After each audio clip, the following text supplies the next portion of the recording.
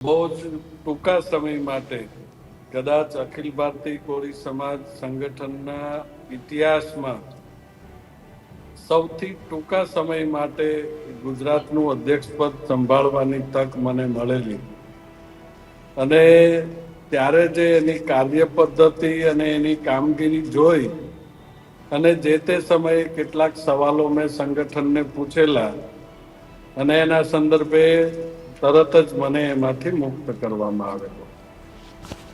એટલે મૂળ વાત જે છે એ કોઈ પણ પ્રકારનો સમાજ હોય, કોઈ પણ પ્રકારનું સંગઠન હોય, તો એ આખરે સમાજના હિત માટેની પ્રવૃત્તિઓ માટેના સંગઠનો હોય છે.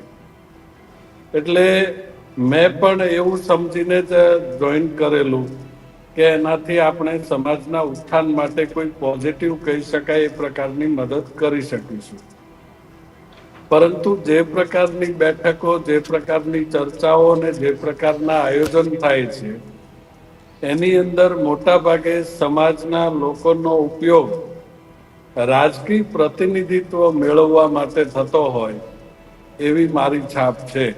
અને અત્યારના સંજોગોમાં પણ જે પ્રકારની પ્રવૃત્તિઓ ચાલી રહી છે એનાથી સ્પષ્ટપણે મેસેજ જાય છે કે આ લડાઈ છે પ્રતિનિધિત્વ ટકાવવા માટેની અથવા પ્રતિનિધિત્વ મેળવવા માટેની લડાઈ વધારે છે.